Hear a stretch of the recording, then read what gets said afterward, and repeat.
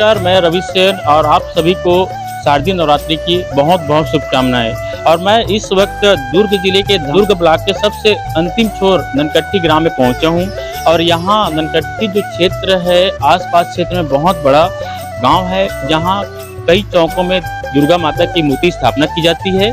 लेकिन सुभाष चौक में पिछले कई वर्षों से यहाँ ऐसी मूर्ति स्थापना की जाती है जिसे लोग देखने के लिए दूर दूर से आते हैं। और आज हम यहाँ पहुँचे हैं, वहाँ पे नौ दुर्गा मूर्ति की स्थापना की गई है, जिसमें समिति के सदस्यों से बात करते हैं कि इस आयोजन के लेके उसको क्या कहना है। सबसे पहले अपना नाम बताएंगे।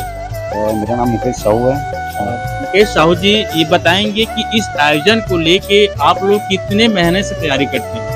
हमारा सर तो वैसा है, हम लोग जस्ट खत्म होता है, मतलब विसर्जन होता है, उसके पश्चात ही हम लोग तैयारी चालू कर देते हैं। मतलब वैसे जनवरी या फरवरी से ही मतलब चलता है कि ऐसा सब होना चाहिए ऐसा। और इस आयोजन को लेके गांव वाले, मोहल्ले वासी या पारा और जितने भी आपके सहयोगी हैं, उनसे किस प्रकार की सहयोग रहती है?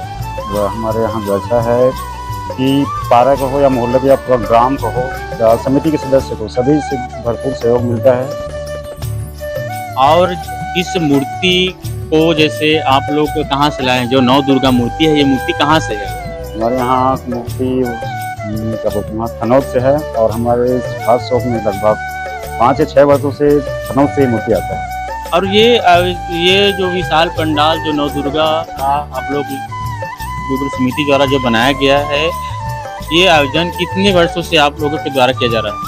हमारे बास चौक में लगभग 18 वर्षों से लगातार माता की मूर्ति विराजित हो रही है। कुछ वर्ष भाई जैसे कोरोना टाइम चल रहा था ना, उसी टाइम बस 2 वर्ष नहीं रखा गया था, उसके पश्चात 4 वर्ष रखा गया था। ये नौ दुर्गा की मूर्ति इस बार यहाँ सुभाष चौक में विराजमान करना है करके कहाँ से सोच और कहाँ से विचार आया? हमारा ये सोच, हमारे जो यहाँ के जो बुजुर्ग जो पहले रखते थे, सब वही रखते थे कि यहाँ इस चौक में नौ दुर्गा का मूर्ति रखा जाएगा। इससे क्या है, गाँव या मोहल्ले सभी एक अलग से उत्साह मिलता है। वही सोच के हम लोग भी ये नौ दुर्गा का मूर्ति रखें। नौ दुर्गा की 9 दिन विधि विधान से मंत्रोच्चारण के साथ पुरोहितों द्वारा पूजा की जाती है। तो 9 दिनों में प्रसादों में विशेष प्रसाद खिचड़ी, हलवा क्या आयोजन होता रहते हैं? हाँ, यहाँ शुरू से ही जैसे प्रथम दिन माँ शैलपुत्री की पुरोहिती वैसे पूरा 9वीं तक हमारा पूरा प्रसाद का वितरण होता है। विशेष रूप में ज़्यादातर खिचड़ी और खीर पूरी का आयोजन होता है। अष्टमी को महाहवन पूजन रहता है, उस दिन कुछ विशेष आयोजन है समिति के द्वारा, आपके द्वारा बताएंगे? समिति के द्वारा वही शाम को महाप्रसादी का आयोजन है, ये हलवा और चना और पूरी का। और लास्ट के दिन वही विसर्जन के दिन माता का वो 10 झांकी लगा है, जो रोड शो के रूप में माता विसर्जन के साथ साथ जाएगी। ये थे जो समिति के सदस्य, जिन्होंने बताया कि आयोजन को लेकर किस प्रकार से गांव वाले, मोहल्ले वाले और समिति द्वारा सहयोग किया जाता है। और हमारे साथ समिति के सदस्य और है, उनसे बात करते हैं। सबसे थोड़ा नाम बताएंगे।